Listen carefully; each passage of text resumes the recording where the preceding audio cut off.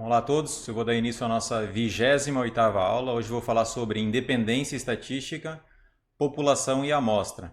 Todo mundo me escuta bem?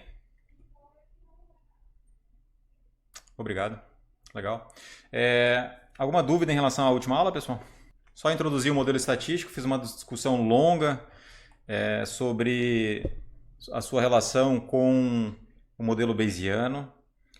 Não vou entrar nos detalhes do modelo bayesiano nessa disciplina, mas eu acho que vocês têm elementos suficientes para depois, num futuro, entender, voltar a essa aula aqui e tentar entender, porque essas coisas não ficam muito claras nos textos mais básicos. Tá? Precisa realmente de um texto muito mais avançado para conseguir entender essa relação entre o modelo clássico e o modelo estatístico bayesiano.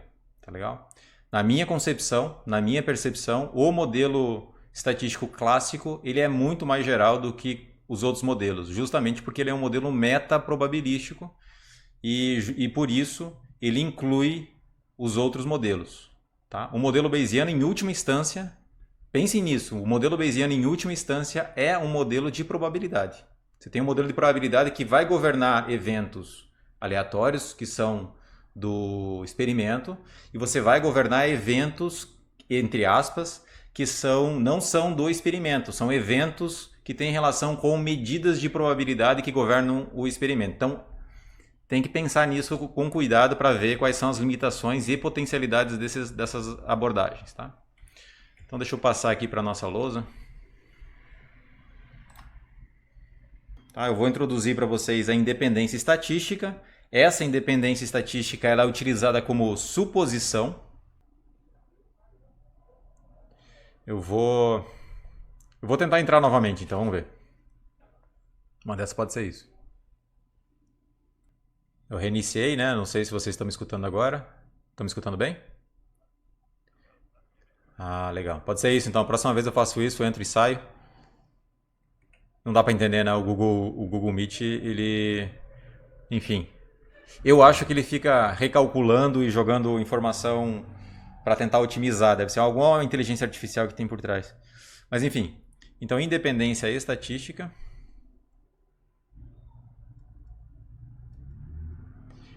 E ela é definida exatamente da mesma forma que a independência de probabilidade, porém agora tem que valer para todo o θ. É basicamente essa a diferença. Então sejam x1, x2 e assim por diante, até um xn, variáveis ou vetores aleatórios, definidos no mesmo espaço, ou no mesmo modelo estatístico.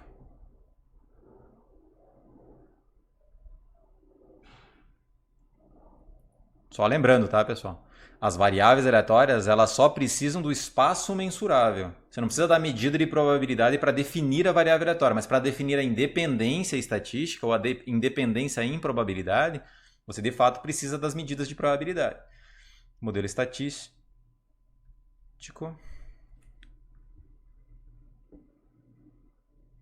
Eu vou colocar aqui ômega. E o nosso P caligráfico, em que o P caligráfico é uma família paramétrica.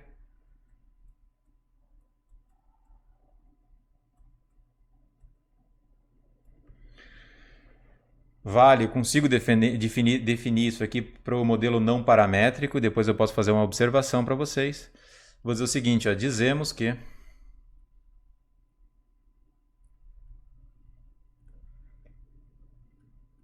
x1 até xn são variáveis aleatórias independentes, ou melhor, estatisticamente independentes, mas eu não vou usar esse termo estatisticamente independentes, porque basta dizer independência que eu vou querer dizer isso que segue na próxima linha, tá? Mas eu vou colocar aqui entre parênteses, são estatisticamente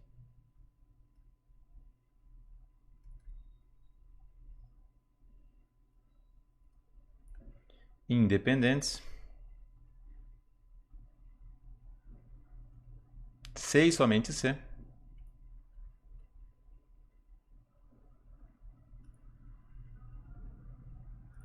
Então vocês já entenderam já qual é a abordagem, é recorrer ao espaço paramétrico, dizer que vale para todo θ pertencente ao θ maiúsculo. Então sei somente se a probabilidade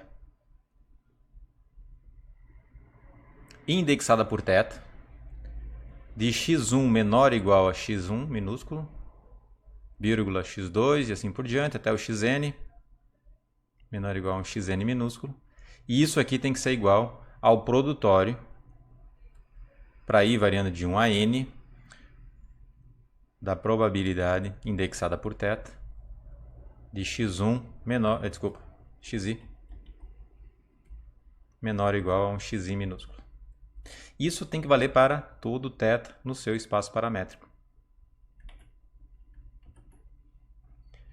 Ora, se fosse não paramétrico, então deixaria P normal, tiraria o θ.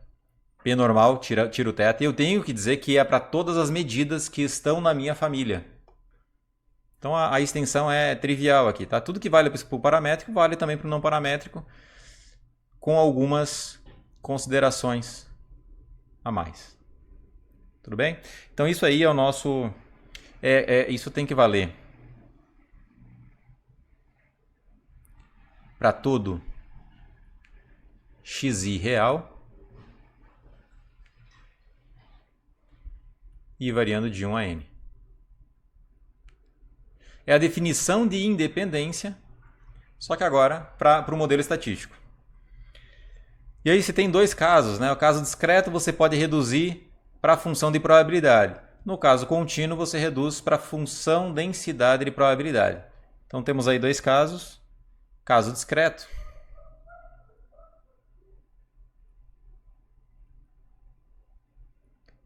O caso discreto é quando todas as variáveis envolvidas são discretas para cada medida P de θ em P, caligráfico. Tá? Eu não vou mais enunciar isso, então fica implícito, porque eu fiz isso na última aula. O caso discreto, eu tenho isso aqui. Ó. A probabilidade indexada por θ de x1 igual a um x1 minúsculo, vírgula. Porque aqui no caso discreto eu posso fazer isso. Xn igual a xn minúsculo, isso tem que ser igual ao produtório. Para ir variando de 1 a n.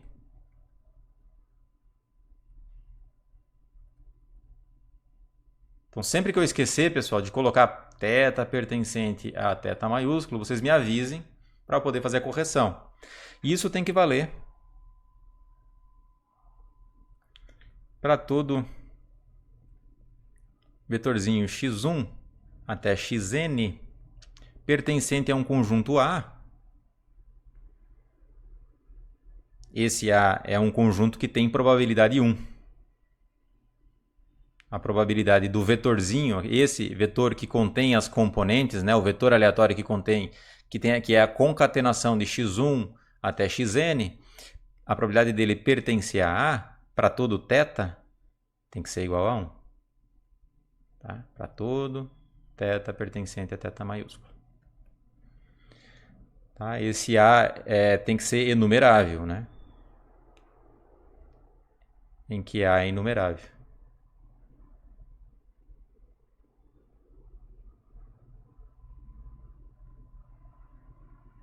Então, como é o modelo discreto, esse A existe por definição de variável aleatória discreta. E aí tem a variável aleatória, o vetor aleatório contínuo. Vou simplesmente escrever caso contínuo. Pode falar.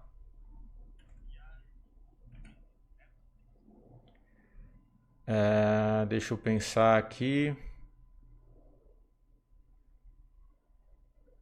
Aqui eu acho que não tem problema nenhum depender do θ. Eu acho que pode depender do θ. Aí você inclui mais modelos. Não tem... acho que não tem nenhum problema aqui colocar θ. Acho que não teria nenhum problema não, tá? Acho que não teria problema. Na grande maioria dos casos, esse A não vai depender de θ. Na grande maioria dos casos, ele não depende. Perfeito? Mas se você quiser fazer ele depender do θ, eu não vejo agora, nesse momento, para definir independência, nada que impeça. Então, para cada θ fixado, você tem esse A de θ, de tal forma que a probabilidade do x está lá dentro é 1. Tem que ser Deixa eu ver se faz sentido aqui. Ó. Não, acho que não pode depender de θ, não. Vou colocar sem o θ, tá? Melhor tirar o θ aqui e dizer que ele não depende mesmo. Não depende de θ. Tá bom? Porque talvez dê algum problema aqui, ó. Teria que pensar um pouco melhor porque pode ter alguma patologia que eu não estou enxergando nesse momento, tá? Então vou dizer que o A não depende de θ. Se depender de θ, aí talvez você tenha que tratar como um caso especial. Tá? Nos exemplos que vocês vão estudar aqui, não depende de θ, fiquem tranquilos. Tá? No caso contínuo pode depender sim, vamos lá. Contínuo.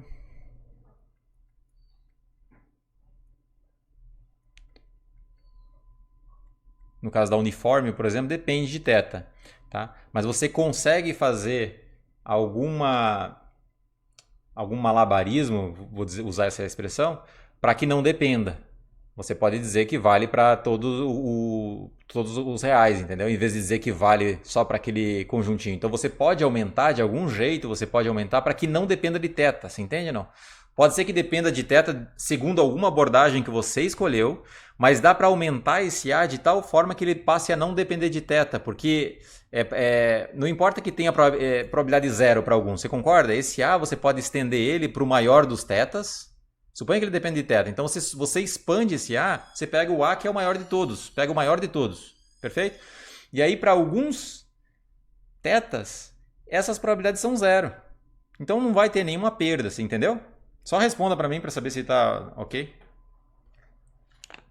Tá, então é isso, tá? Essa é a estratégia. Pode ser que dependa assim, dependendo do jeito que você escreva o seu modelo, mas você consegue contornar isso aí criando um A maior de tal forma que ele não dependa de θ. Então é meio que sem perda de generalidade. Vamos aqui para o caso contínuo, só para não perder o que eu escrevi. E no caso contínuo existe uma função de probabilidade para cada θ fixado. Existe uma FDP de tal forma que a conjunta da amostra, que eu vou representar por esse aqui, é igual ao produto das marginais. E agora eu tenho um certo problema para representar isso aqui. Eu vou ter que colocar uma F representando a marginal. Então eu vou colocar um FI aqui em cima, que esse FI é a função densidade de XI, indexada por θ. Tá? Eu poderia simplesmente colocar um XI aqui embaixo, mas eu vou indexar por I justamente para a gente ter uma função diferente para cada XI. Perfeito? Eu posso ter, sim, uma função densidade diferente para cada XI, a menos que eles sejam identicamente distribuídos. Isso tem que valer para todo θ pertencente a θ quase certamente. E o que significa quase certamente? Aí vem a questão aqui em cima, ou seja,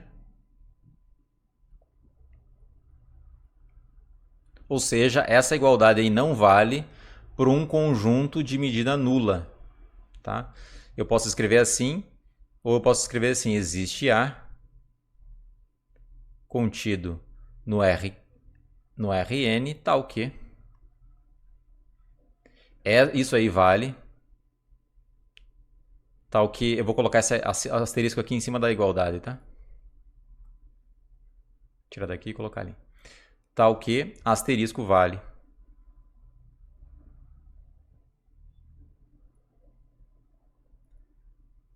Ou seja, para toda enupla que está dentro desse A, isso aí ocorre e a probabilidade de A é 1. Tá? Existe A tal que é válido em que... Eu devia ter escrito assim, né?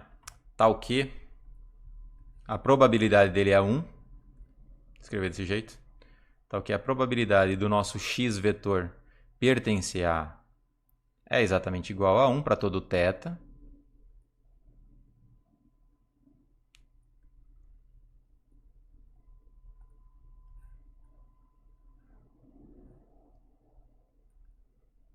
E o asterisco é válido. Vou deixar desse jeito. Tudo bem? Então porque sempre que você lida com a função densidade, você está admitindo que existem várias funções de densidade. Então elas podem ser diferentes aí, desde que sejam diferentes em um conjunto de medida nula. Então existe pelo menos um conjunto A, pode existir vários, tá? Existe pelo menos um contido no Rn de tal forma que para toda enupla que está aqui dentro, isso aqui vale. Tá? Não sei se está claro, mas é basicamente a mesma definição. Não é bem a definição, esse aqui é um teorema. Esses teoremas aqui eles saem dessa definição. Porque aqui eu estou usando a integral, né? Essa medida de probabilidade aqui, ela pode ser representada por uma integral de Lebesgue também, se você quiser. De algum jeito. Né? É a probabilidade de uma variável aleatória ser menor ou igual a um determinado xi. Isso aí você pode representar como uma soma no caso discreto e como uma integral no caso contínuo. Vamos aqui adiante. Pode falar.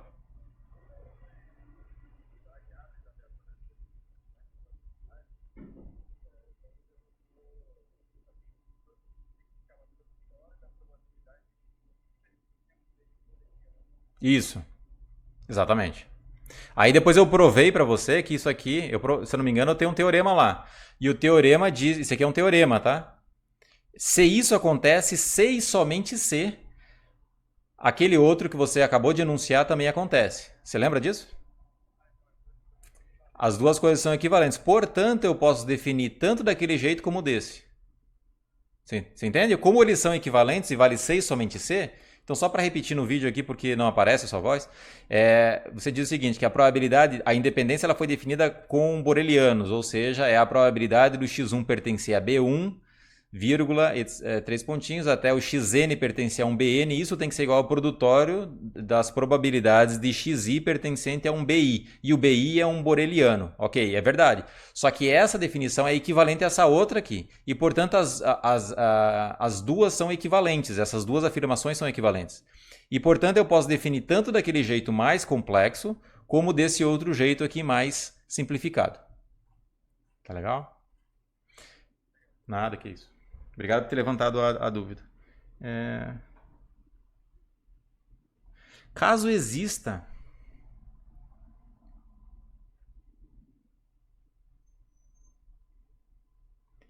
um θ' pertencente ao θ maiúsculo, tal que a probabilidade nesse θ' específico, indexada por esse θ' específico, de x1 ser menor ou igual a x1 minúsculo e assim por diante. Isso aqui vale tanto para os casos do prazo discreto e contínuo, certo? A igualdade não vale, significa isso. Xn, isso aqui é diferente do produtório.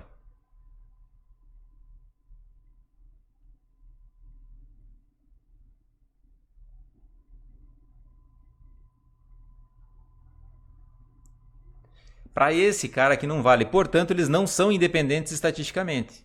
Caso exista, então dizemos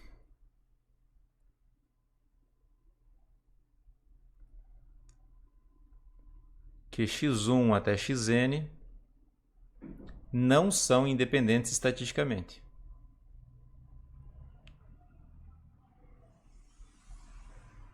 Não tem esse acento.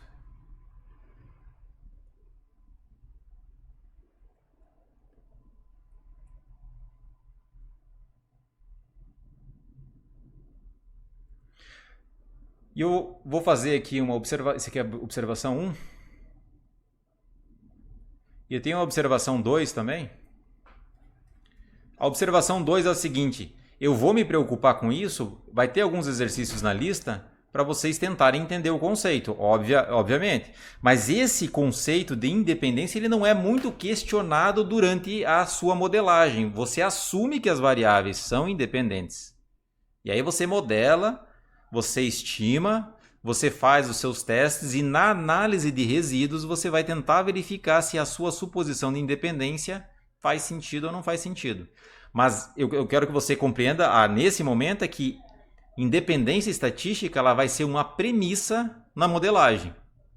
Preciso definir para você o que significa isso, porque segundo essa premissa, nós teremos algumas consequências que nós poderemos utilizar na nossa teoria para derivar resultados, perfeito? Então é basicamente isso que serve, para isso que serve a independência estatística.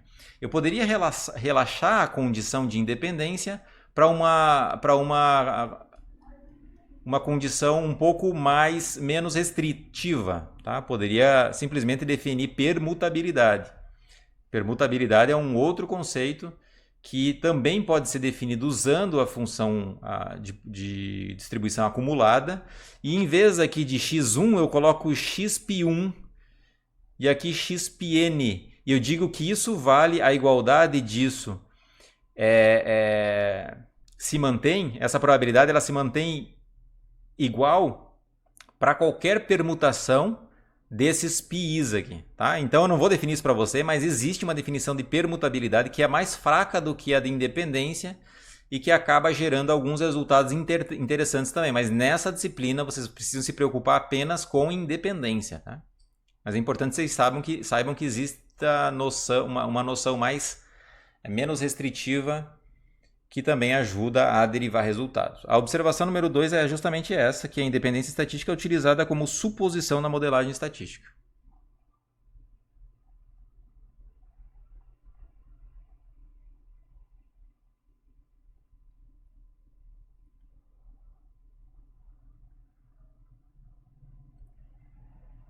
Ixi, pessoal, eu acho que eu não... Ah, tô gravando, ainda bem. Que susto, pensei que não tinha gravado. É usada.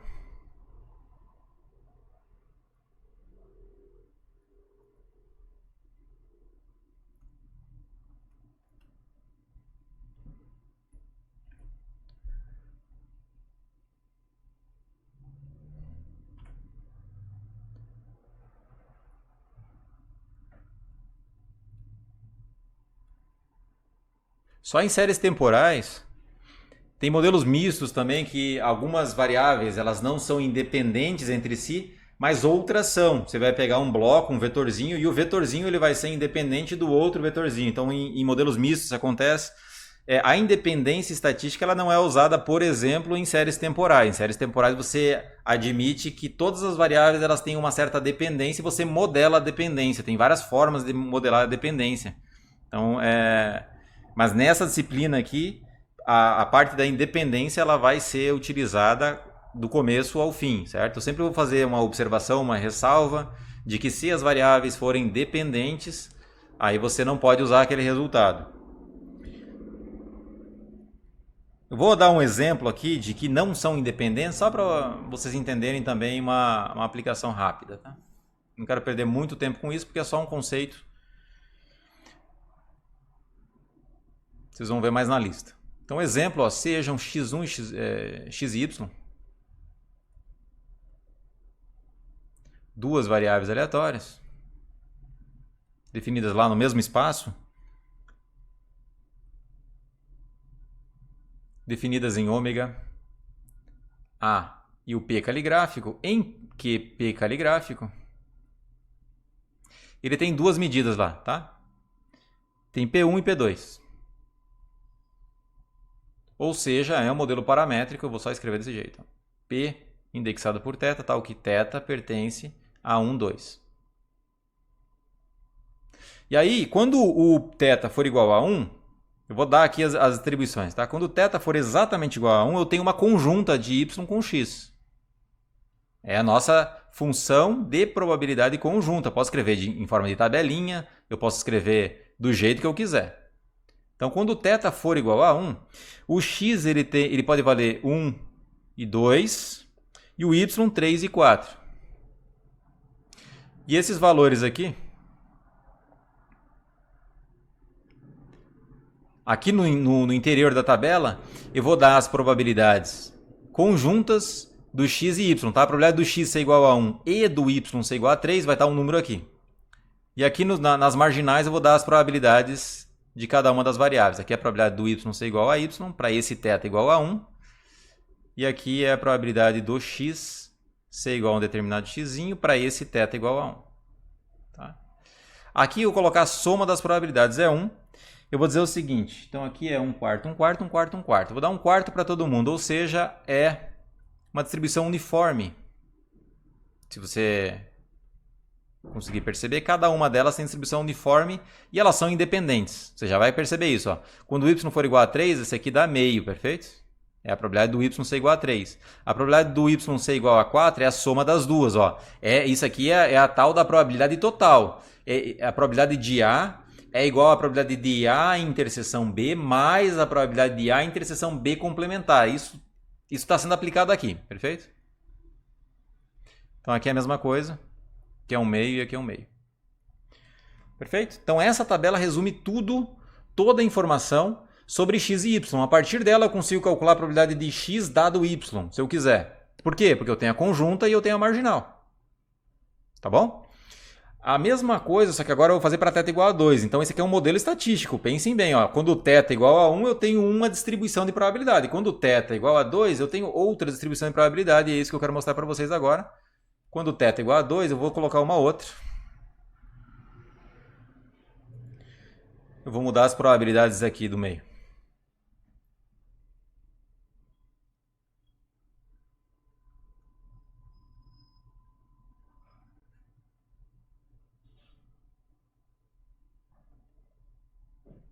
Então aqui eu vou colocar a probabilidade do x ser igual a 1 e do 3 do y ser igual a 3, vou colocar 1/6. Aqui eu vou colocar 3/6. Então aqui fica 4/6. Ou seja, 2/3. E aqui eu vou colocar 1/2. Não, desculpa, 1/6. E aqui eu vou colocar também 1/6. Será que dá? 1/6, 1/6, 2/6. É isso mesmo, né? Tá certinho. 2/6 mais 2/6 dá 1. E aqui 2/6. E aqui 4/6. Tá, poderia ter simplesmente escrito aqui 2/3, aqui 1/3. Tá? Ora, são distribuições diferentes, claro, né? θ igual a 1 tem uma distribuição, θ igual a 2 tem outra distribuição. Esse é um exemplo interessante para vocês pensarem. Aqui tem só mais um detalhe, em vez de aqui P1, aqui é P2, né? Quando θ igual a 2. Então eu posso em uma lista aqui pedir a probabilidade condicional, por exemplo, para quando θ igual a 2, certo? E eu quero que vocês notem o seguinte aqui, ó. Aqui, de fato, são independentes. Se você pegar, por exemplo, isso aqui é a conjunta, ó, é a probabilidade do x ser igual a 1 e do y ser igual a 3. Isso, de fato, é a probabilidade do y ser igual a 1 vezes a probabilidade do x ser igual a... inverso, né? A probabilidade do y ser igual a 3 vezes a probabilidade do x ser igual a 1. Tá? Então, você consegue mostrar isso aqui para todos nessa, quando θ é igual a 1. Ó, quando θ for igual a 1, isso aqui implica que a probabilidade, isso para todos os casos, não vou fazer para vocês, a probabilidade do x ser igual a um x e a probabilidade do y ser igual a um y, isso aqui de fato é igual ao produto das probabilidades para todo x e y. Bate o olho ali, você já consegue perceber. Tá, isso aqui acontece para todo x pertencente a 1, 2 e y pertencente a 3, 4. Agora, quando o θ é igual a 2, eu só preciso mostrar um. Será que são independentes ou não? Olha que interessante. Ó. Esse cara aqui é a probabilidade do x ser igual a 1 interseção y igual a 3. Será que é igual ao produto das duas? 4/6 vezes 2/6? Não, né? Deixa eu ver se é justamente esse o exemplo. Então aqui basta mostrar um. Ó. Tome. X igual a 1 e y igual a 3. E aí eu tenho que a probabilidade do x ser igual a 1 e do y ser igual a 3. Isso aí é 1/6. E a multiplicação das probabilidades do x ser igual a 1 vezes a probabilidade do y ser igual a 3, isso dá 1/3, vou colocar para deixar com a mesma... não, deixar 1/3 mesmo. 1/3 vezes, isso aqui é 1/3, vezes 2/3, que é igual a 2/9. Ora, 2/9 não é igual a 1/6. São diferentes. Portanto, x e y nesse modelo estatístico não são independentes.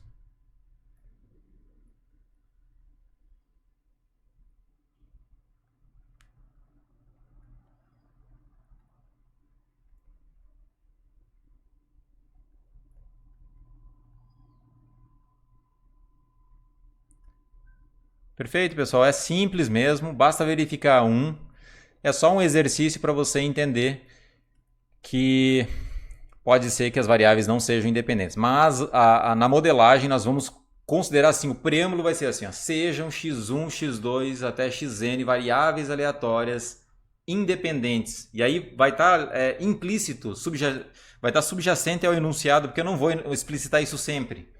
Que eles são, na verdade, estatisticamente independentes. Ou seja, que eles são independentes para cada θ.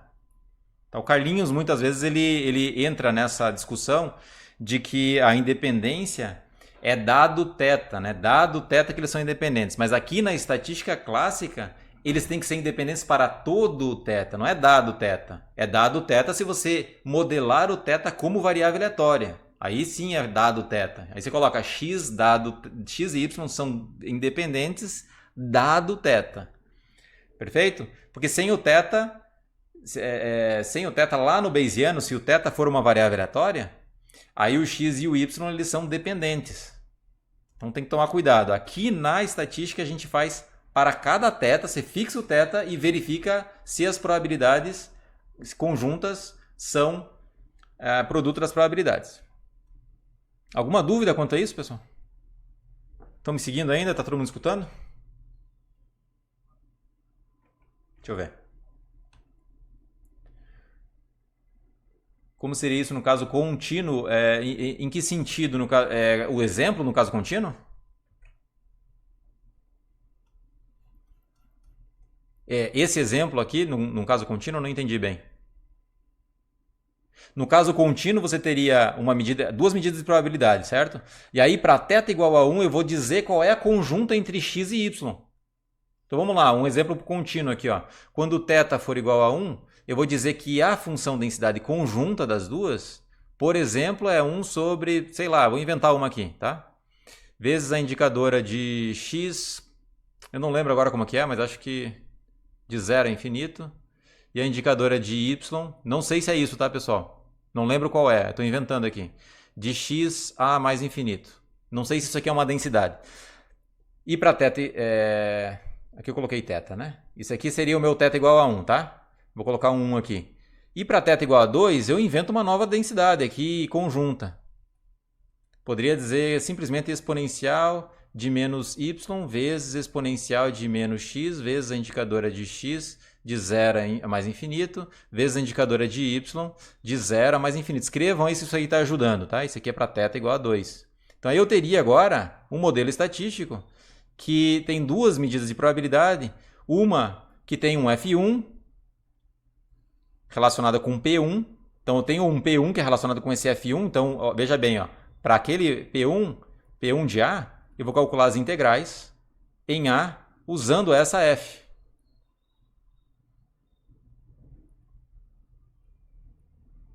Tá? O que eu quero dizer aqui, só para deixar um pouco mais preciso, porque aqui ainda está um pouco impreciso, eu quero calcular a probabilidade de xy conjunta pertencente a esse A, eu vou usar a primeira densidade. E aqui na segunda, eu vou usar a segunda densidade. A probabilidade do xy, o vetorzinho xy pertencer a A, é integral em A da F2 agora. Tá bom? Aqui dx dy. Dx dy. Augusto, tudo bem? E eu posso ter um conjunto não enumerável de densidades. Eu posso indexar por um θ e inventar aqui uma função que tenha um núcleo comum, que o θ, para cada θ, o núcleo muda. Você entende o que eu quero dizer? Esse é o caso da exponencial, esse é o caso da normal, né? Eu indexo por um θ.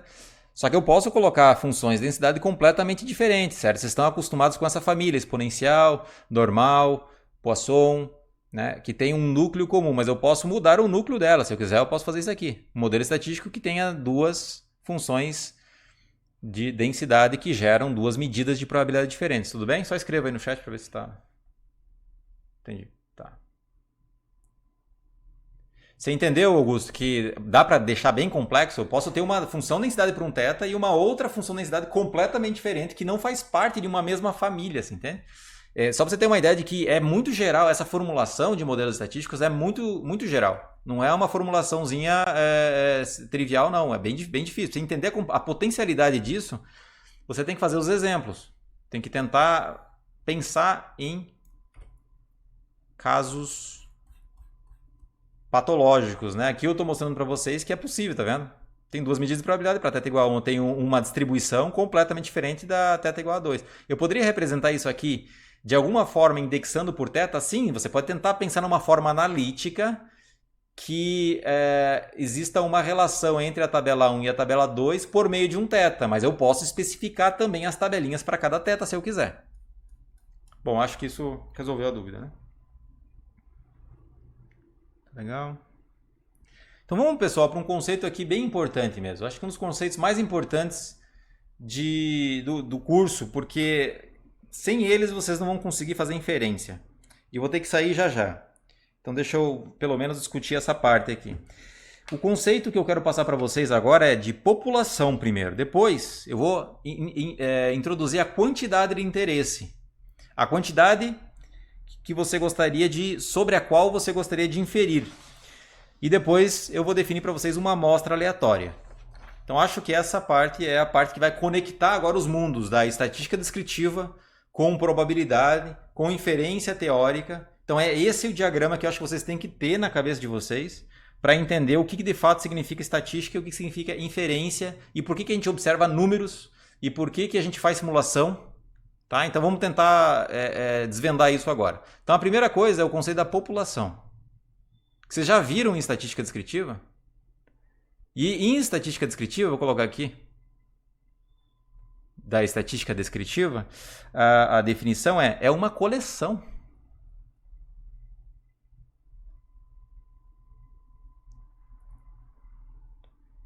De indivíduos ou partículas de interesse.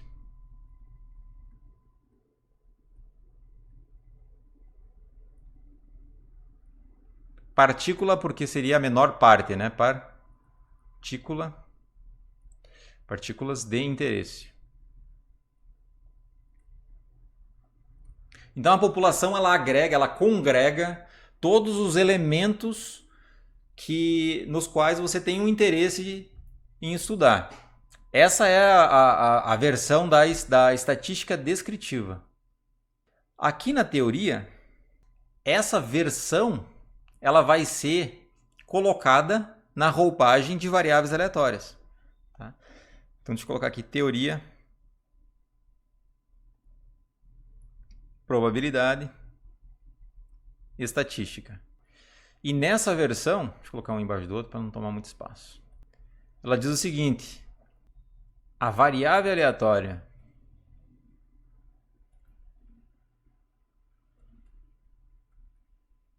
x, que tem uma certa distribuição de probabilidade para θ pertencente a um θ maiúsculo, porque você desconhece a variável aleatória que... Você desconhece, desculpe, a medida de probabilidade que gera os dados, mas você tem uma variável aleatória. Essa variável aleatória x, a partir de agora eu vou usar x como uma variável aleatória populacional, tá? Então a variável aleatória x, ela vai representar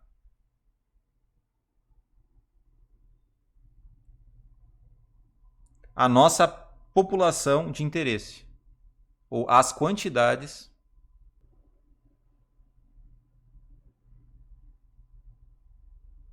numéricas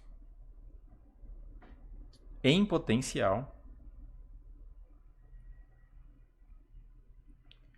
da população.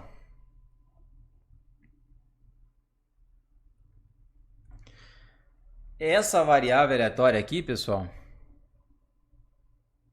ela representa a coleção de indivíduos. Porque, olha só, pensa bem, ó, a variável aleatória é uma função. Essa função tem valores em potencial que poderia assumir, certo? Ela não é um número em si. A variável aleatória, ela produz em potencial uma quantidade de números Não é isso que faz? É justamente isso que faz na imagem. A imagem de uma variável aleatória ela dá exatamente em potencial quais são os valores da população. Então, quando você tem uma variável aleatória que tenta descrever a altura dos indivíduos, então a sua imagem vai dar todas as possíveis alturas que a sua determinada população pode ter. Pensem na sua variável aleatória como essa vírgula aqui, pessoal, não tô separando essa vírgula apenas. Deixa eu colocar aqui, ó.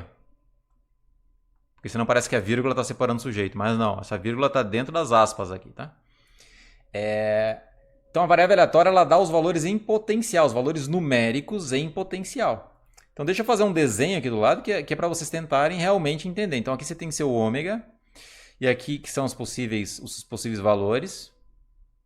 A sua variável aleatória ela vai pegar os valores e colocar numa reta. Suponha que isso aqui seja a imagem de x, tá? X de ômega. Esse x de ômega, ele está dando os valores em potencial, os valores numéricos em potencial que a sua população pode assumir. Então você está interessado em alguma coisa, está interessado em estudar a altura das pessoas. Então essa variável aleatória x ela vai dar em potencial os valores das alturas. Tá? Estatística, aqui tem um acento. O que mais? Vamos lá. Então, um exemplo, assim, exemplos clássicos.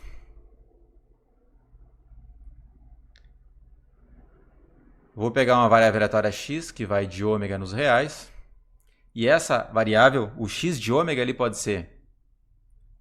É o número x de ômega, tá? Ele vai ser o peso do indivíduo.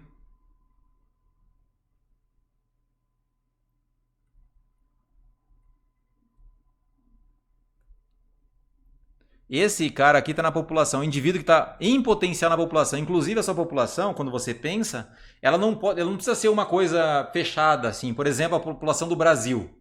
Tem pessoas no Brasil agora que são reais, certo? Nesse momento. Só que você pode pensar na população brasileira em potencial. Você entende? Esse aqui seria um elemento da sua população em potencial. E aí você tem um peso para esse indivíduo em potencial. O peso desse indivíduo em potencial pode ser 3 gramas. Ou seja, um indivíduo que está na barriga da mãe ainda. Você entende? Não? Você pode pensar em indivíduos em potencial de uma determinada população. E isso faz a diferença. Mais do que isso, né? Então aqui, mais um exemplo. X pode ser a altura.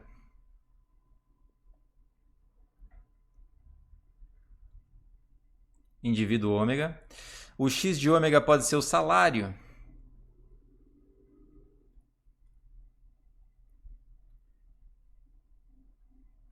E assim por diante, pessoal. Número de filhos.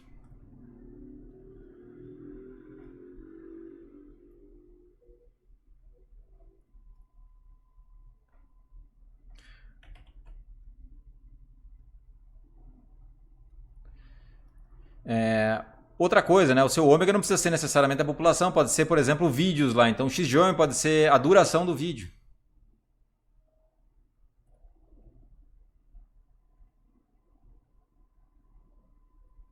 E assim por diante. E a sua variável aleatória, quando você aplica no indivíduo, é o número. Então, x de ômega vai dar um número de fato, ou peso do indivíduo. Agora, se eu pego o x de ômega maiúsculo, aí ele vai dar todos os pesos em potencial daquela população. Tá legal? Alguma dúvida, pessoal? Bom, aqui eu acho que isso tudo... Vocês alguma ideia vocês já tinham desde o comecinho do curso, né?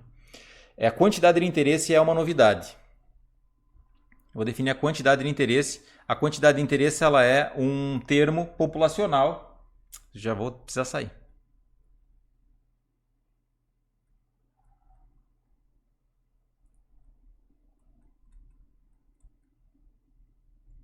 Na próxima aula eu vou retomar isso, tá, pessoal? Porque é bem importante.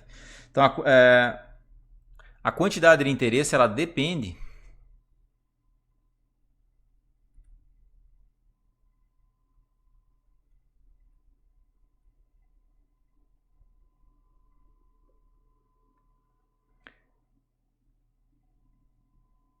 depende da família P. P caligráfico. E é representada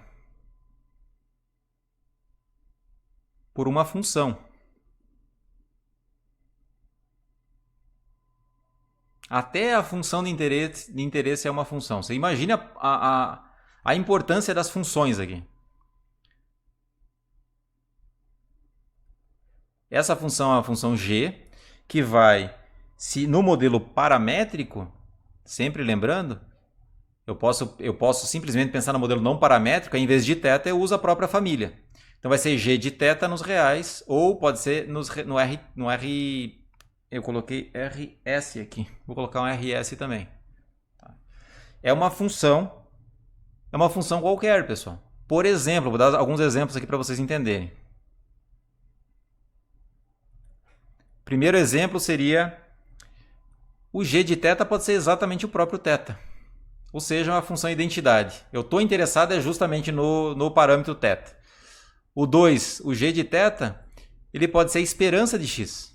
Olha, não diz que a esperança depende de θ? Sim. Então a quantidade de interesse pode ser a sua esperança. A esperança da sua variável aleatória populacional, x. Tá? X aqui, no caso, se for o peso do indivíduo, então o meu interesse pode estar no valor médio, na esperança do peso. Eu posso também definir a variância, se a variância existir,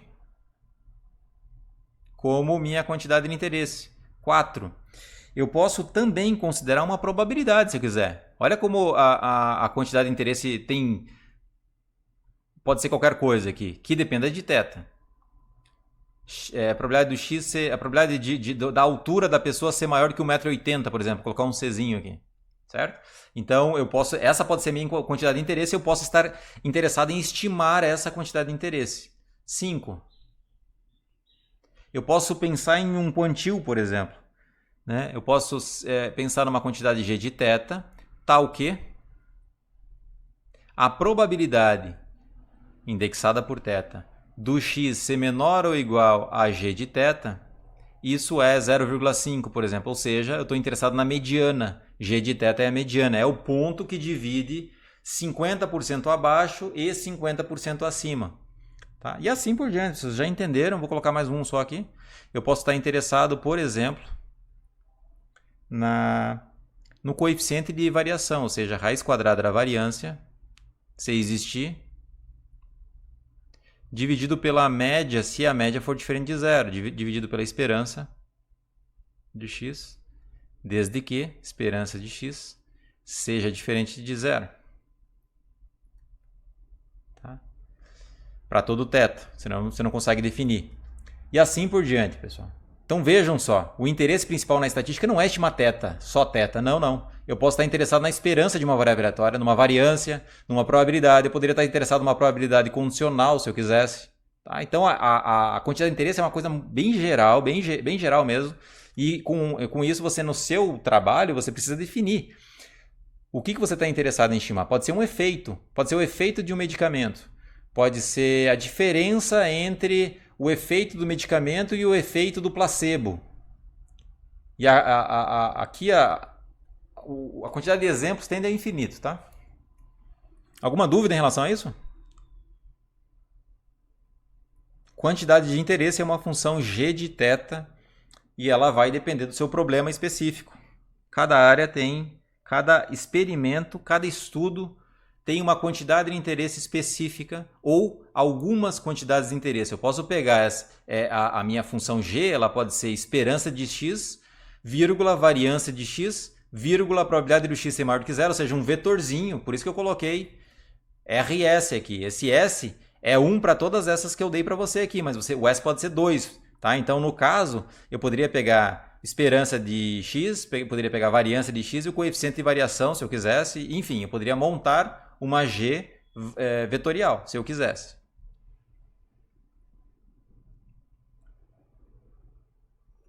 E aqui no final eu vou escrever assim, ó, em que x é a variável aleatória populacional.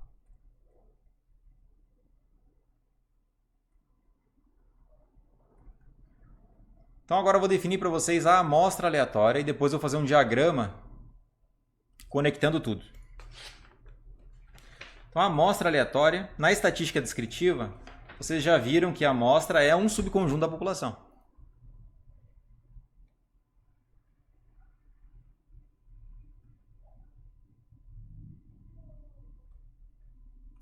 Então, na estatística descritiva,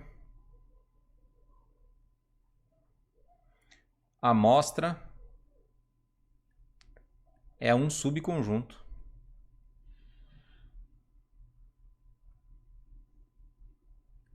da população.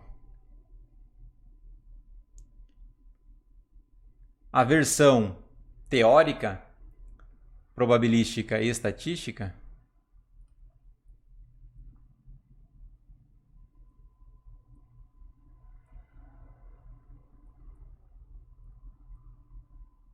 ela diz o seguinte: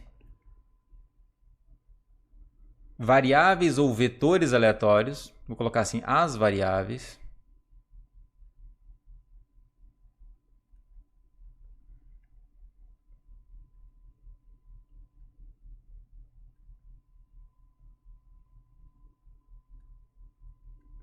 x1, x2, 3 pontinhos a xn,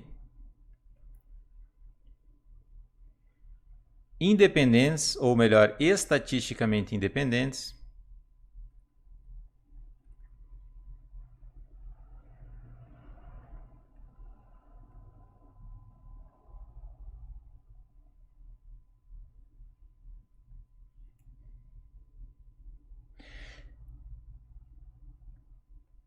e identicamente distribuídas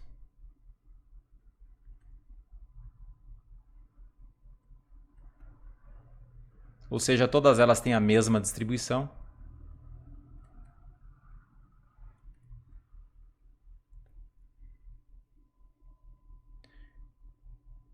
de acordo com o x,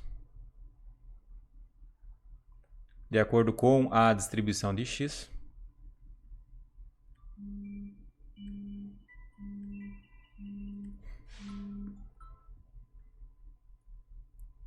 tem que sair. Eu vou fazer esse desenho aqui, vou precisar sair mesmo.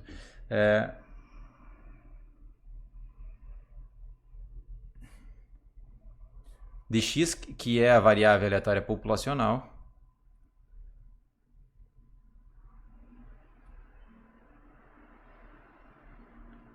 formam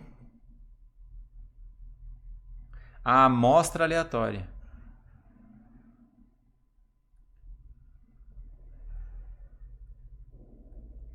Tá? Então aí tem procedimentos de amostragem. Conectando agora como obter valores, exemplos de variáveis aleatórias que sejam independentes e identicamente distribuídas. Então você lá tem a amostragem aleatória simples. Então você vai selecionar elementos de forma aleatória para quê? Para que eles sejam independentes e identicamente distribuídos. Tá? Então essas tecnologias de amostragem que vocês estudam na estatística servem para que você possa usar a teoria estatística, você consiga garantir que as variáveis sejam independentes e que elas tenham a mesma distribuição. E aí tem outros tipos de amostragem, estratificada, etc. É aí que quando você coloca um extrato, você está dizendo que dentro daquele extrato as variáveis são identicamente distribuídas. Tá? Então você tem essas técnicas de amostragem para tentar conectar o que você observa na prática com a teoria. O que a teoria vai dizer para a gente aqui? Eu vou ter uma variável aleatória populacional. Antes disso, deixa eu só fazer uma observação. Tá?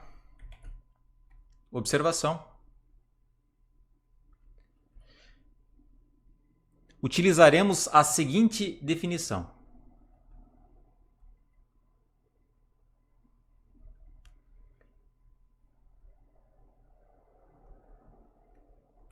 A seguinte afirmação.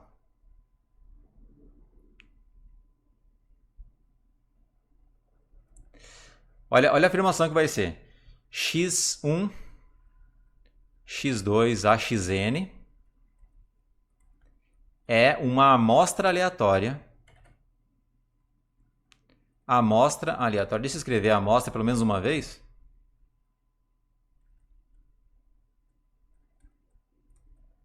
Dx. Então, ó, essa afirmação, ela representa que... O que ela está querendo dizer? A amostra aleatória, sempre que eu utilizar o termo amostra aleatória, eu vou dizer A.A. O que eu quero dizer? Eu quero dizer que essas variáveis aleatórias elas são independentes e estatisticamente independentes e identicamente distribuídas, ou seja, elas têm exatamente a mesma distribuição do x, que é a variável aleatória populacional. Perfeito? Essa afirmação ela vai ser usada, ela é usada em vários lugares. E o que ela quer dizer? Ela quer dizer isso aqui, que as variáveis aleatórias são independentes, identicamente distribuídas de acordo com a mesma distribuição de x. Por que você quer isso? Porque você vai querer inferir sobre uma quantidade populacional. Então aí é como se você tivesse a variável x e você vai criar réplicas da variável x que são idênticas e independentes. Então aqui tem a mesma distribuição de x, o x1 tem a mesma distribuição de x, o x2 tem a mesma distribuição do x e assim por diante, até chegar no xn. Por que a gente faz isso em estatística? Porque você está interessado em estimar uma quantidade de interesse. Você precisa ter réplicas, tá? Eu vou fazer para vocês um diagrama. E esse diagrama vai representar, para mim, na minha opinião, é o diagrama mais importante.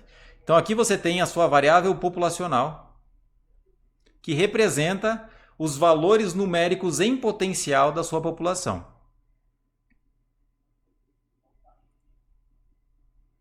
E junto com essa variável aleatória populacional, você tem uma quantidade g de θ, não é isso? Porque essa variável aleatória populacional vem com o modelo estatístico e g de θ é a quantidade de interesse que você quer estimar. Então, o passo principal da estatística vai ser o seguinte, dar um passo para trás e perceber o seguinte, como é que eu estimo uma quantidade desconhecida? Eu preciso de réplicas, sem réplicas não consigo. Então, você vai ter uma amostra aleatória, réplicas desse x, de tal forma que elas sejam independentes e identicamente distribuídas. Então, você vai ter a primeira réplica, que é uma variável aleatória, réplica fidedigna do x. O x2 é uma segunda réplica, também fidedigna do x, independente do x1. E aí você tem n réplicas do x. Essas réplicas elas vão nos auxiliar a estimar esse cara. Então essa parte aqui de cima, esse nível, vou colocar assim aqui, ó, isso aqui é um nível populacional teórico. Teoria, esse aqui é populacional, esse aqui é amostra, tá? Deixa eu colocar assim, amostra. Então esse primeiro nível na teoria eu tenho dois níveis. O primeiro nível é o nível populacional. O segundo nível é o nível amostral. E esse aqui tá no mundo das ideias, tá? Teoria, mundo das ideias. Você não observa isso aqui no mundo real.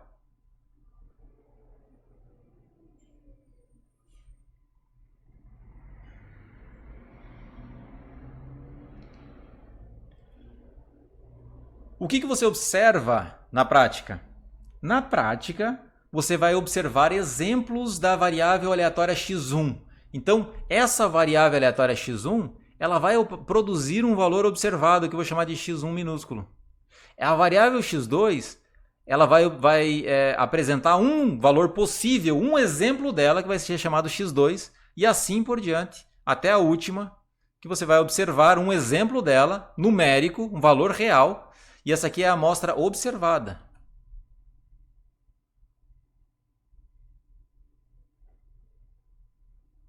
Estão me escutando ainda, pessoal?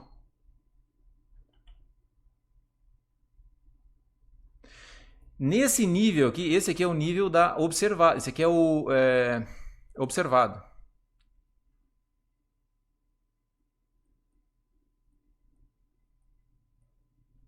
Mundo real.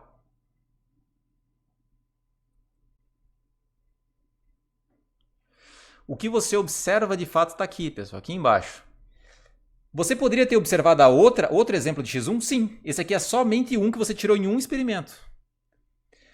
E é por isso que vem agora a simulação de Monte Carlo. O que é a simulação de Monte Carlo? É o seguinte, eu vou tirar exemplos das variáveis x1, x2 até xn várias vezes. Então aqui é como se tivesse o primeiro experimento, aí o segundo experimento você vai observar uma outra variável x11, que eu vou colocar aqui Monte Carlo. O Monte Carlo, ele tenta representar o mundo observado no computador. Você vai ter uma experiência.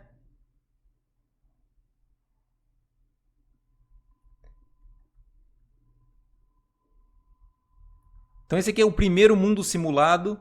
Esse aqui seria o segundo mundo simulado. E assim por diante, tá, pessoal? 10 mil, se você quiser. Então essa aqui é a primeira observação. São todas réplicas, são todas possíveis observações dessa variável aleatória aqui. Esses caras eles estão sendo gerados de acordo com a distribuição desse aqui. Para um θ fixado. Vou colocar um enão maiúsculo aqui. x2, enão. E assim por diante. xninho, enão maiúsculo. Tá? Eu não sei se vocês conseguiram captar muito bem o que eu quero dizer. A ideia da inferência vai ser o quê? A ideia vai ser desenvolver teoria no nível da teoria. Ó, esse mundo aqui é o mundo das ideias e o mundo da teoria. Eu vou desenvolver teoria aqui em cima. E aí eu vou usar o que é observado para produzir valores numéricos. Porque com os valores numéricos você consegue tomar decisões. Com a teoria, você consegue saber se o método se o valor observado é confiável ou não. Tudo bem? Esse aqui é o diagrama que eu queria mostrar para vocês. Não sei se ele está claro. Vocês têm alguma pergunta, pessoal, que eu vou precisar sair. Acho que é o momento de fazer agora alguma pergunta, caso vocês tenham.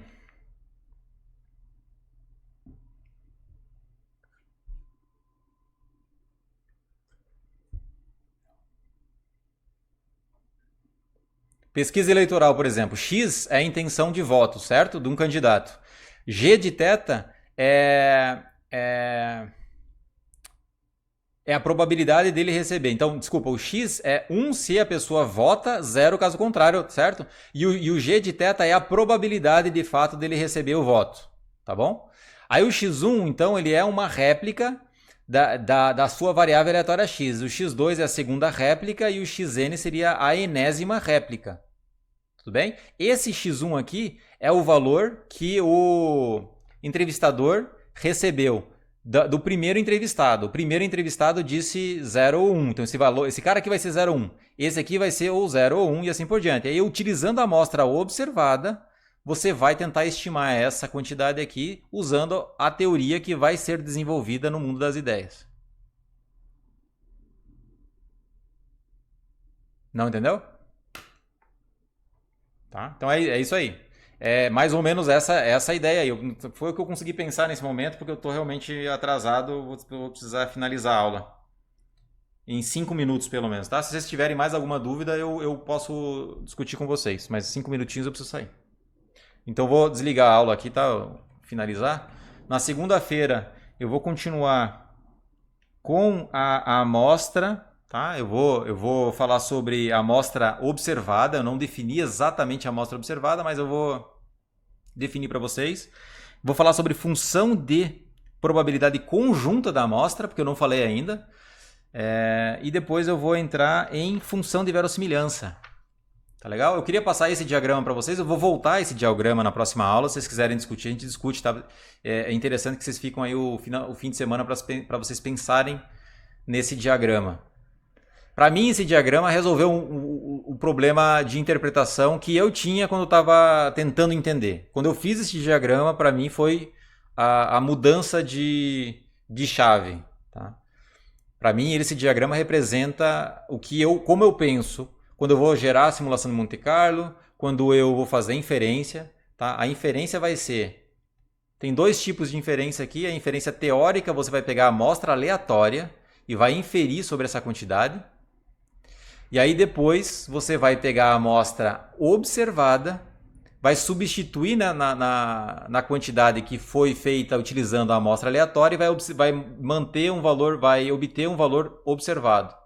Tá? Então, a primeira coisa que vocês têm que entender é que existe uma divisão entre os mundos aqui. Deixa eu colocar uma linha vermelha. Tem dois mundos que precisam ser claramente diferenciados. o mundo da teoria e o mundo observado. Aqui tem um terceiro que é o mundo da simulação, tá? Então aqui tem um terceiro mundo também.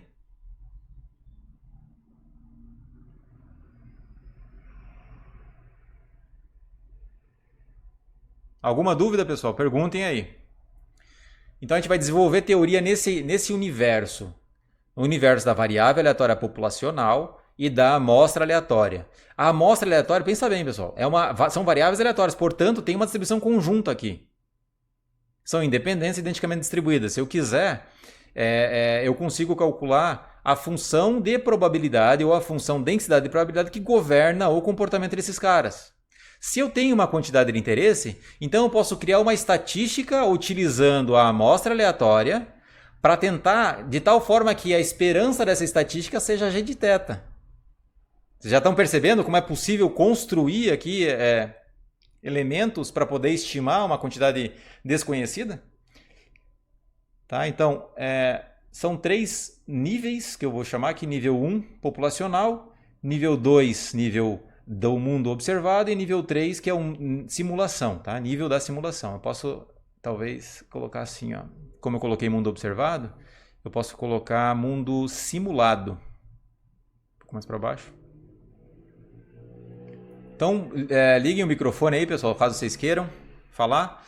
Eu vou só escrever isso e depois desligar.